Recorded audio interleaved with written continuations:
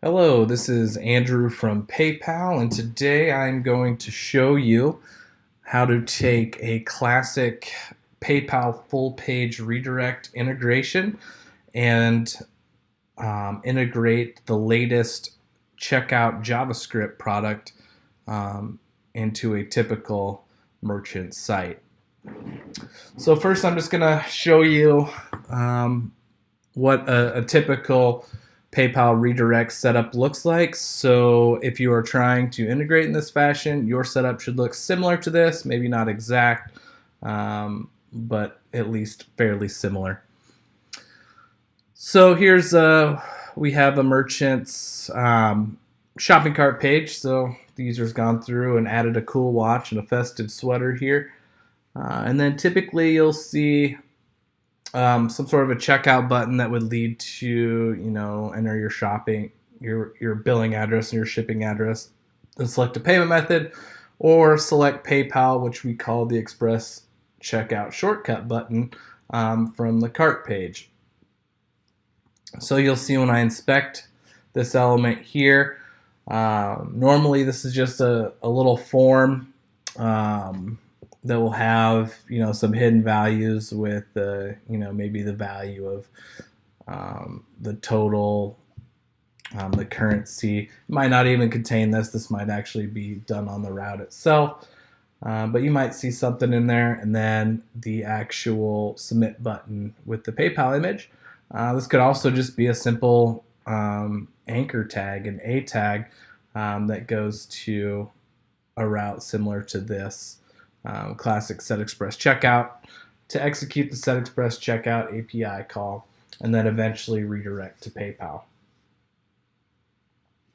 So when I click this button, it's going to do a post to classic set express checkout. So real quick, let's just take a look at that code. So in my application here, we'll find the quick set express checkout route. So here you see, this could be in any language, Java, .NET, doesn't matter. You'll just see that I have a route for a post to set express checkout. And in there, I am using another library to call the PayPal request set express checkout. I'm setting it an amount, a currency, a payment action, the return, and the cancel URLs. And then you will see after I get a response back from that set express checkout API call, I'm doing a response redirect, so a 302 redirect to sandbox.paypal.com/checkout now with the token from the response. So that's your typical set express checkout for a PayPal full redirect integration. So now let's take a look at how that actually looks on the merchant site. So we select the checkout with PayPal. I'm running set express checkout on the redirect, and then redirecting to Sandbox with my token here. We log into PayPal.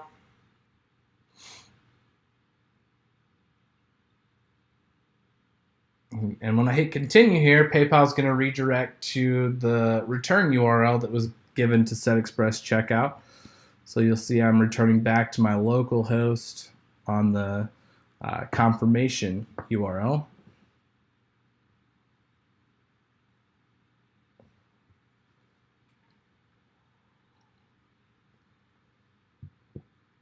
We kind of call this the return URL or confirmation page here. We skipped all the address input, since we're pulling that from PayPal.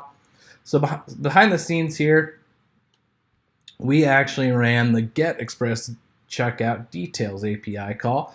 So you'll see on the return URL, PayPal is going to add the token and the payer ID to the URL. And at that point, we are making that get express checkout API call, which you'll see here.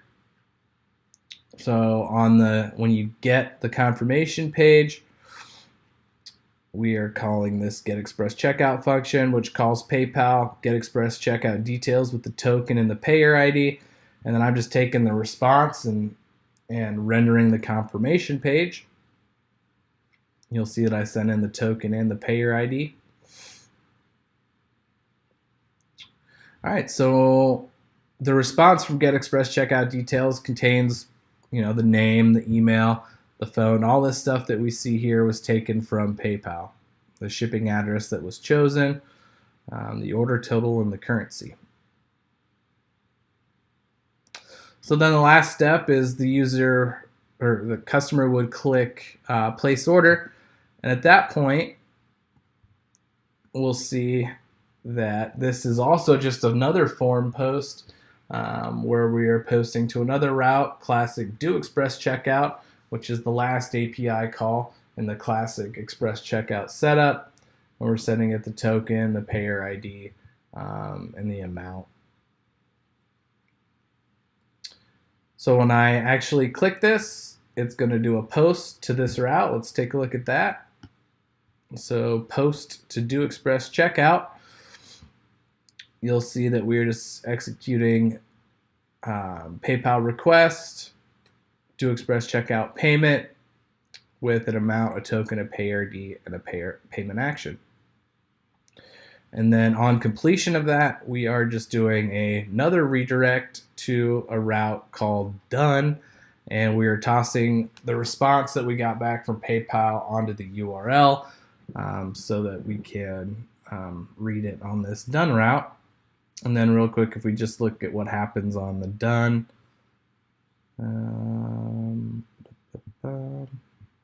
here we're just rendering done with whatever's in the query. So basically the response from PayPal should be on the URL. So let's take a look at that quick. We'll click place order.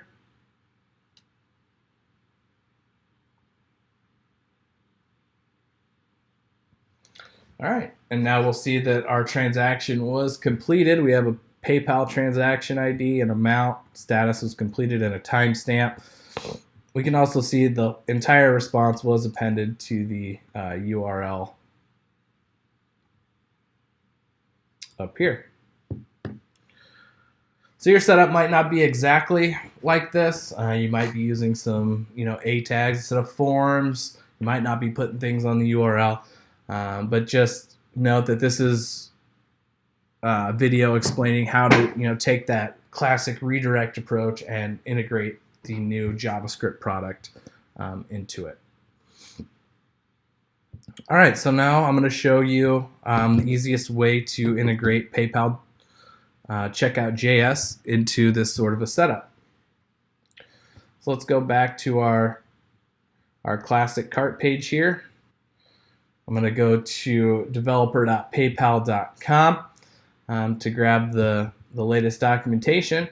So if we take a look at the Express Checkout documentation, the best place to get the information is our interactive demo.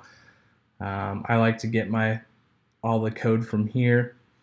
So you'll see first, we need this nice little script tag to pull in the PayPal Checkout JS library.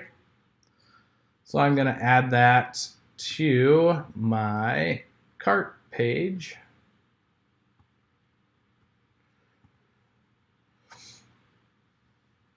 And we can really add it anywhere.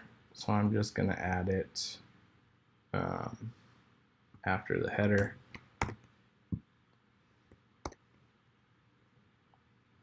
And then I am going to take the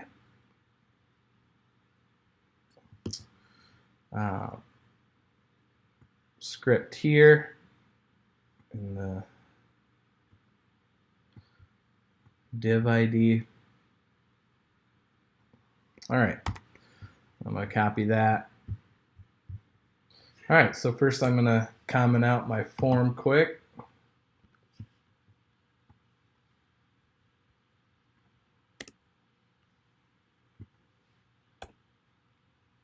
And this is using Pug, so it's a little different than HTML, but you'll get the point. I'm going to paste from the documentation in here.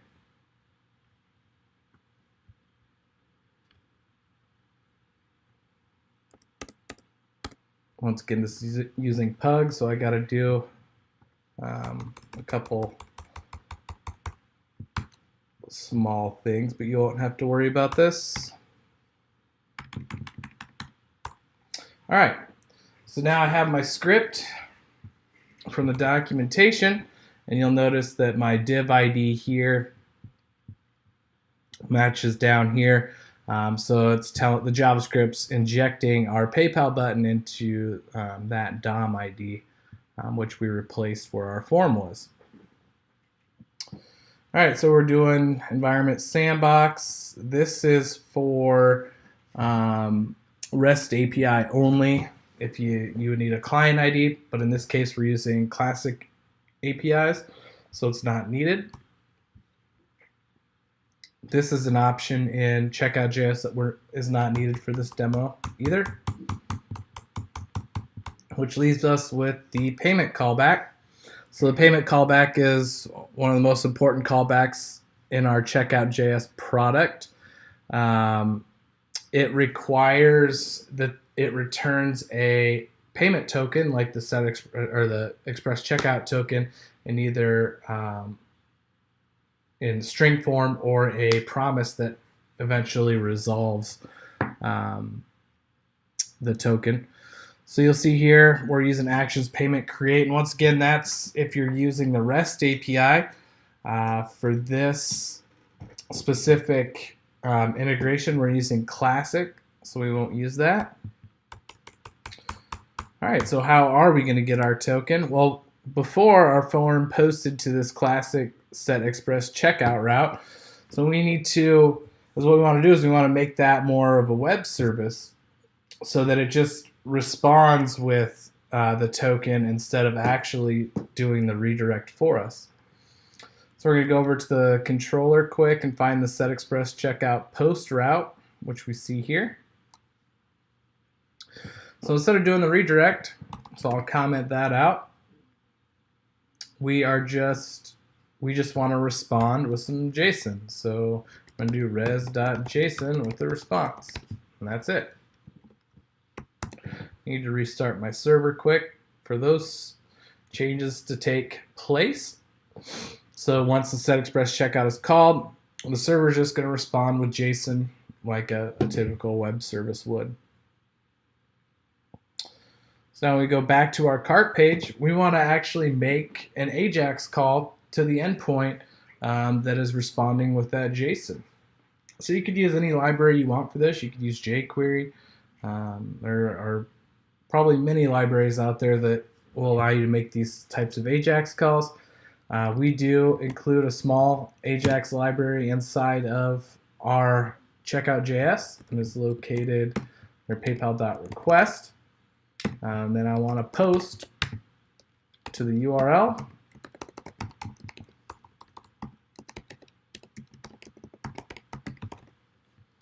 And the second argument is the parameters I want to post. And we'll see that it's expecting amount, currency, and actions. You might not actually have these. It's probably better to handle these on the route itself. But for this example, we are posting them. So we'll do amount, 50, currency, USD, and action sale.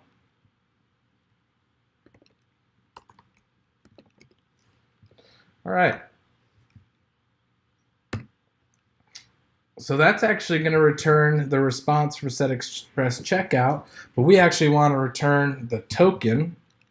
So in order to do that, I can then the promise, get the response,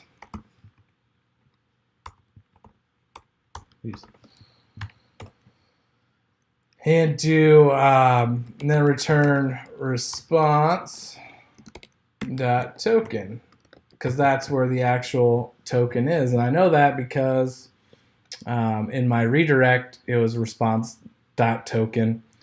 So it's basically the same thing here. We want to grab the token out of the response. And that is it for our payment callback. And then the last thing with the unauthorized callback, you will, this is for the REST APIs as well. So the only thing we have to do here is we want to just redirect to our return URL because that's what our application is expecting.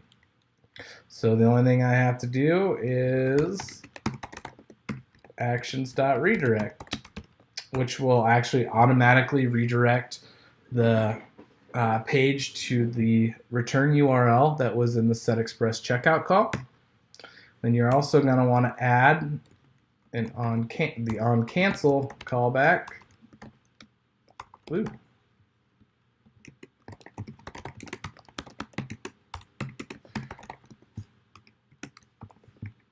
Which happens if they actually hit the cancel button. And at that point, we do the same thing, which will redirect them to the cancel URL. So that'll get you the exact same functionality that we're currently expecting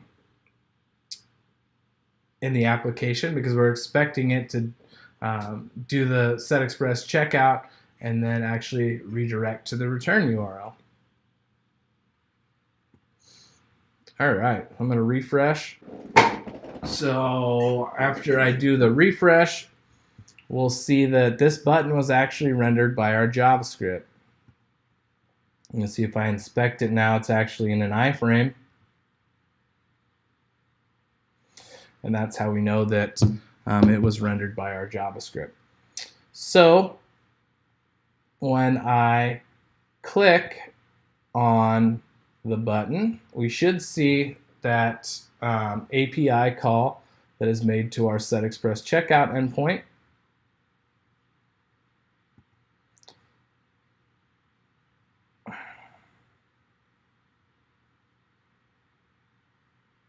And you'll see that that is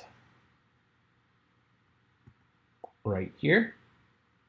You'll see that it was a 200 OK response. And then if we look at the response, you'll see that the token is here. So that's why I did that .then and responded with the token, because that's where the token was in the response.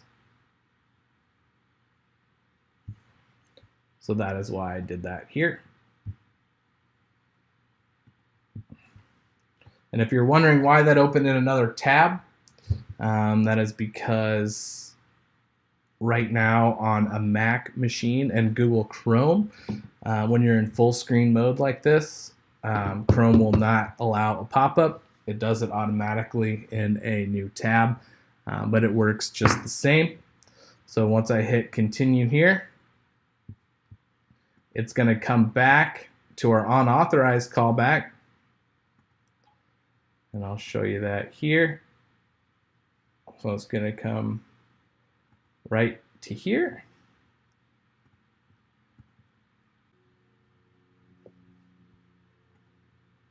And actually it paused in the debugger. And at this point, we're calling the actions.redirect. And at that point, it's going to do a 302 redirect to the return URL, just like we did on our old application. So everything else should be the same. So we'll resume. You'll see that the tab closed down. And now we're doing a redirect to our return URL.